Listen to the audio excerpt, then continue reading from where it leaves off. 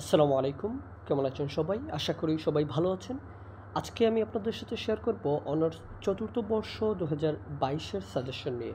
বিষয়টি ইসলামের ইতিহাস এবং সংস্কৃতি বিভাগের সাজেশন। বিষয়টির শিরোনাম হচ্ছে মুসলিম ইতিহাস তত্ত্ব। বিষয়টির কোড হচ্ছে ২৪-১৬-০১। পরীক্ষাটি অনুষ্ঠিত হবে আগামী ১৯/৫/২০২৪ তারিখে। এই ভিডিওটিতে ক বিভাগ, খ বিভাগ এবং গ বিভাগের সাজেশন শেয়ার করব। ইনশাল্লাহ এই সাজেশন থেকেই পরীক্ষাতে কমন পড়বে। প্রথমেই শেয়ার করব ক বিভাগের সাজেশন। ক বিভাগের প্রথম নম্বর প্রশ্ন হলো ইতিহাস তত্ত্বের ইংরেজি প্রতিশব্দ লেখ। ইতিহাস তত্ত্বের ইংরেজি প্রতিশব্দ হলো হিস্টোরিওগ্রাফি। ২ নম্বর প্রশ্ন হলো মুসলিম ইতিহাস চর্চার গোড়াপত্তন করেছিলেন কোন জাতি? মুসলিম ইতিহাস চর্চার গোড়াপত্তন করেছিলেন আরব জাতি। তৃতীয় নম্বর প্রশ্ন হলো মুসলিম ইতিহাস তত্ত্বের বিকাশে কোন ভাষা গুরুত্বপূর্ণ ভূমিকা পালন করেছে? মুসলিম ইতিহাস তত্ত্বের বিকাশে আরবি ভাষা গুরুত্বপূর্ণ ভূমিকা পালন করেছে। চতুর্থ নম্বর প্রশ্ন ইসনাদে জামি কে প্রবর্তন করেন? ইসনাদে জামি আবু ইউসুফ প্রবর্তন করেন। ৫ নম্বর প্রশ্ন আরবি শব্দ খবর এর বাংলা প্রতিশব্দ কি? খবরের আবিধানিক অর্থ হচ্ছে সংবাদ পরিবেশন করা, বিবরণ প্রদান এবং প্রতিবেদন তৈরি করা। ৬ নম্বর প্রশ্ন আল মাদাইনির প্রকৃত নাম কি? আল মাদাইনির প্রকৃত নাম হলো আলী বিন মোহাম্মদ আল মাদাইনি।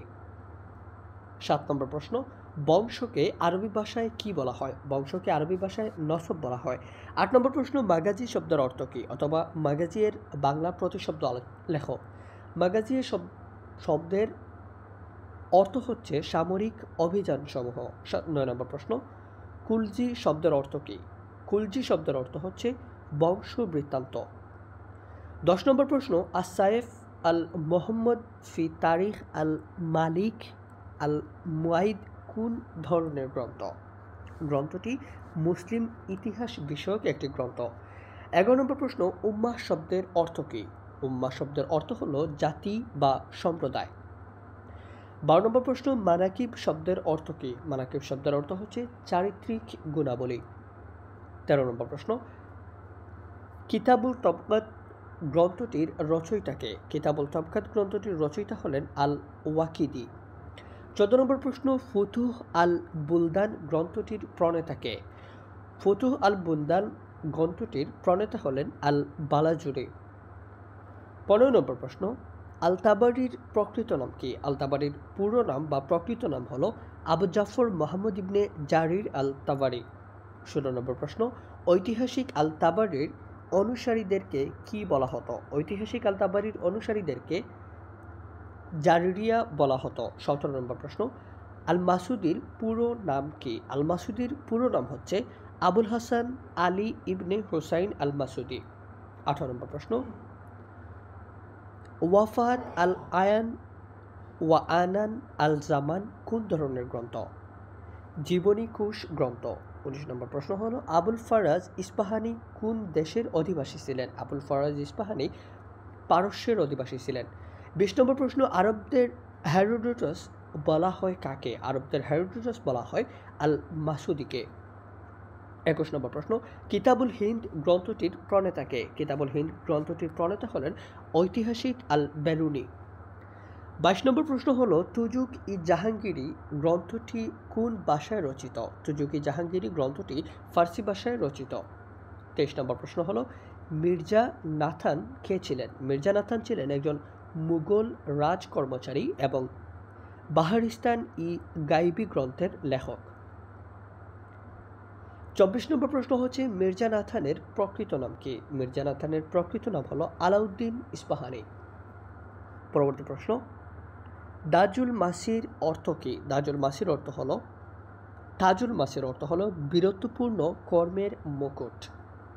২৬ নম্বর প্রশ্ন তবগাতি নাসিরি গ্রন্থটির রচয়িতাকে? গ্রন্থটির রচয়িতা হলেন ঐতিহাসিক মিনহাজে মিরাজ। ২৭ নম্বর প্রশ্ন ভারতের তোতা পাখি কার উপাধি ছিল? ভারতের তোতা পাখি বলা হতো আমির খসরুর। ২৮ নম্বর প্রশ্ন কিরান আস সাদাইন গ্রন্থটির রচয়িতাকে? কিরান আস সাদাইন গ্রন্থটির রচয়িতা হলেন আমির খসরু। ২৯ নম্বর প্রশ্ন ইবনে বতুতা কোন দেশের অধিবাসী ছিলেন? ইবনে বতুতা মরক্কো অধিবাসী ছিলেন। ৩০ নম্বর প্রশ্ন তুজুকি বাবরি গ্রন্থটির কোন ভাষায় লিখিত? তুজুকি বাবরি গ্রন্থটি তুর্কি ভাষায় লিখিত। পরবর্তী প্রশ্ন হলো, গুলবদুন বেগম কে ছিলেন? গুলবদুন বেগম ছিলেন সম্রাট বাবরের কন্যা এবং সম্রাট হুমায়ুনের বোন। 32 নম্বর প্রশ্ন, জৌহর আফতাবজি কে ছিলেন? জৌহর আফতাবজি ছিলেন সম্রাট হুমায়ুনের পানির পাত্রবাহক। 33 নম্বর প্রশ্ন, আকবরনামা গ্রন্থটির রচয়িতা কে? আকবরনামা গ্রন্থটির রচয়িতা হলেন ঐতিহাসিক আবুল ফজল। 34 নম্বর প্রশ্ন, আকবরনামা কোন ধরনের গ্রন্থ? আকবরনামা সম্রাট আকবরের পূর্বপুরুষ ও তার রাজত্বের ইতিহাস বিষয়ক গ্রন্থ। 35 নম্বর প্রশ্ন, বাদশাহনামা গ্রন্থটির লেখক কে? আব্দুল হামিদ লাহোরী। সর্বশেষ প্রশ্ন, রিয়াজুস সালাতিন কোন ভাষার রচিত গ্রন্থ? রিয়াজুস সালাতিন ফার্সি ভাষায় রচিত একটি গ্রন্থ। এটাই ছিল ক বিভাগের সাজেশন। ইনশাআল্লাহ এই সাজেশন থেকে পরীক্ষাতে কমন পড়বে। এখন শেয়ার করবো খ বিভাগের সাজেশন। খ বিভাগের প্রথম নম্বর প্রশ্ন হলো, ইতিহাসের 4টি মৌলিক বৈশিষ্ট্য লিখো। 2 নম্বর প্রশ্ন, ধর্মাশ্রিত ইতিহাস বলতে কি বুঝো? 3 নম্বর প্রশ্ন, মুসলিম ইতিহাস তত্ত্বের সংজ্ঞা দাও অথবা মুসলিম ইতিহাস চর্চা বলতে কি বুঝো আলোচনা করো। 4 নম্বর প্রশ্ন, আব্দুল কাদের বদাউনির পরিচয় দাও। 5 নম্বর প্রশ্ন, মুসলিম ইতিহাস তত্ত্বে হাদিস শাস্ত্রের মৌলিক অবদানগুলো আলোচনা করো অথবা মুসলিম ইতিহাস চর্চায় আল হাদিসের গুরুত্ব ব্যাখ্যা করো। 6 নম্বর প্রশ্ন, আরব মুসলমানদের ইতিহাস চর্চার 4টি কারণ উল্লেখ করো অথবা আরব মুসলমানদের ইতিহাস চর্চার কারণসমূহ উল্লেখ করো। 7 নম্বর প্রশ্ন, তারিখ-ই শেরশাহীর ইতিহাসগত মূল্য নিরূপণ করো। 8 নম্বর প্রশ্ন, ইবনে ইসহাকের পরিচয় দাও। ইবনে ইসহাক কে ছিলেন তার পরিচয় দাও। 9 নম্বর প্রশ্ন, বিশ্ব ইতিহাসের ক্রমবিকাশে তাবারির ভূমিকা সংক্ষেপে আলোচনা করো অথবা বিশ্ব ইতিহাস রচনায় আল তাবারির অবদান মূল্যায়ন করো।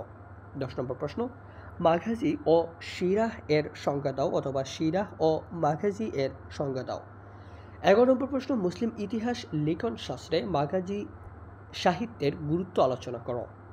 12 নম্বর প্রশ্ন, আবুল ফরাজ ইস্পাহানির বিখ্যাত গ্রন্থ কিতাব আল আঘানি সম্পর্কে সংক্ষিপ্ত বিবরণ দাও অথবা কিতাব আল আঘানির পরিচয় দাও। 13 নম্বর প্রশ্ন, আমির খসরুর রচিত কিরান ও সাদাইন গ্রন্থটির বিষয়বস্তু সংক্ষেপে আলোচনা করো। 14 নম্বর প্রশ্ন, ইবনে বতুতার সফরনামা সম্পর্কে ধারণা দাও অথবা ইবনে বতুতার ভ্রমণ বৃত্তান্ত রেহালার বর্ণনা দাও। 15 নম্বর প্রশ্ন, মুসলিম ইতিহাস শাস্ত্রে দরবারি ইতিহাসের গুরুত্ব আলোচনা করো অথবা মুসলিম ইতিহাস শাস্ত্রে দরবারি ইতিহাস এত গুরুত্বপূর্ণ কেন সে সম্পর্কে আলোচনা করো। এটাই ছিল খ বিভাগের সাজেশন। ইনশাআল্লাহ এই সাজেশন থেকেই পরীক্ষাতে কমন পড়বে। খ বিভাগের যদি কোনো প্রশ্নের উত্তরের প্রয়োজন হয় অবশ্যই কমেন্ট বক্সে জানাবেন, আমি পরবর্তী ভিডিওতে আপলোড করবো ইনশাআল্লাহ। এখন শেয়ার করব গ বিভাগের সাজেশন। গ বিভাগের প্রথম নম্বর প্রশ্ন হলো,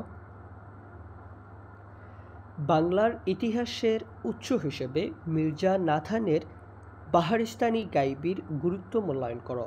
2 নম্বর প্রশ্ন হলো, মুসলিম ইতিহাস তত্ত্বের বৈশিষ্ট্যসমূহ আলোচনা করো অথবা মুসলিম ইতিহাস তত্ত্বের প্রধান বৈশিষ্ট্যসমূহ উল্লেখ করো। 3 নম্বর প্রশ্ন, দরবারি ঐতিহাসিক হিসেবে আবুল ফজলের অবদান মূল্যায়ন করো। 4 নম্বর প্রশ্ন, মদিনা ইতিহাস চর্চা কেন্দ্র ও ইরাক ইতিহাস চর্চা কেন্দ্রের প্রকৃতির তুলনামূলক আলোচনা করো। 5 নম্বর প্রশ্ন, সিরাহ চর্চায় ইবনে ইসহাকের অবদান মূল্যায়ন করো অথবা সিরাহ এর উদ্ভব, বিকাশ এবং এর গুরুত্বসমূহ পর্যালোচনা করো। 6 নম্বর প্রশ্ন, মাগাজি বলতে কি বুঝো? মাগাজি লেখক হিসেবে আল ওয়াকিদি ও ইবনে সাদের অবদান মূল্যায়ন করো অথবা মাগাজি কি? মাগাজি সাহিত্যে আল ওয়াকিদির অবদান মূল্যায়ন করো। পরবর্তী প্রশ্ন হলো, মুঘল ইতিহাসের উৎস হিসেবে আবুল ফজল বিরচিত আইনি আকবরীর বৈশিষ্ট্য ও গুরুত্ব আলোচনা করো। 8 নম্বর প্রশ্ন, মুঘল আমলে ইতিহাস লিখার বৈশিষ্ট্যসমূহ পর্যালোচনা করো অথবা মুঘল আমলের ইতিহাস চর্চার প্রকৃতি এবং বৈশিষ্ট্যগুলো আলোচনা করো। 9 নম্বর প্রশ্ন, আল বিরুনির কিতাবুল হিন্দ গ্রন্থের ইতিহাসগত গুরুত্ব নির্ণয় করো অথবা মহামনীষী আল বিরুনি বিরচিত কিতাবুল হিন্দ গ্রন্থটির উল্লেখযোগ্য বৈশিষ্ট্যসমূহ এবং এর গুরুত্ব সম্পর্কে সংক্ষেপে আলোচনা করো। 10 নম্বর প্রশ্ন, বিশ্বজনীন ইতিহাস রচনায় আল ইয়াকুবির কৃতিত্ব মূল্যায়ন করো অথবা আল ইয়াকুবির ইতিহাস চর্চার পদ্ধতিসমূহ আলোচনা করো। 11 নম্বর প্রশ্ন, বিশ্ব ইতিহাস বলতে কি বুঝো? বিশ্ব ইতিহাস প্রণয়নে আল তাবারির অবদান মূল্যায়ন করো অথবা বিশ্ব ইতিহাস বলতে কি বুঝো? বিশ্ব ইতিহাসের ক্রমবিকাশ সমূহ আলোচনা করো। 12 নম্বর প্রশ্ন, ঐতিহাসিক হিসেবে মাসুদিকে মূল্যায়ন করো। তাকে আরবদের হেরোডোটাস বলা হয় কেন? সেই কারণগুলো আলোচনা করো অথবা ঐতিহাসিক হিসেবে মাসুদির মূল্যায়ন করো। 13 নম্বর প্রশ্ন, মুঘল ইতিহাসের উৎস হিসেবে তুজুকি বাবরির বৈশিষ্ট্য ও গুরুত্ব নির্ণয় করো অথবা ইতিহাস গ্রন্থ হিসেবে তুজুকি বাবরির মূল্যায়ন করো। পরবর্তী প্রশ্ন, তারিখি বাঙ্গালা গ্রন্থে মুন্সি সলিমুল্লাহ কিভাবে বাংলার ইতিহাস বর্ণনা করেছেন সে সম্পর্কে আলোচনা করো অথবা তারিখি বাঙ্গালা গ্রন্থে মুন্সি সলিমুল্লাহ কিভাবে বাংলার ইতিহাস বর্ণনা করেছেন সে সম্পর্কে আলোচনা করো। সর্বশেষ প্রশ্ন হলো, মিনহাজি সিরাজের তাবাকাতি নাসিরি গ্রন্থের একটি বিবরণ দাও অথবা দিল্লি সালাতানাতের ইতিহাসের উৎস হিসেবে মিনহাজি সিরাজের তবাকাত ও তবাকাতি নাসিরের মূল্যায়ন করো। এটাই ছিল আজকের ভিডিও। ভালো লাগলে অবশ্যই চ্যানেলটি সাবস্ক্রাইব করবেন। ধন্যবাদ সবাইকে।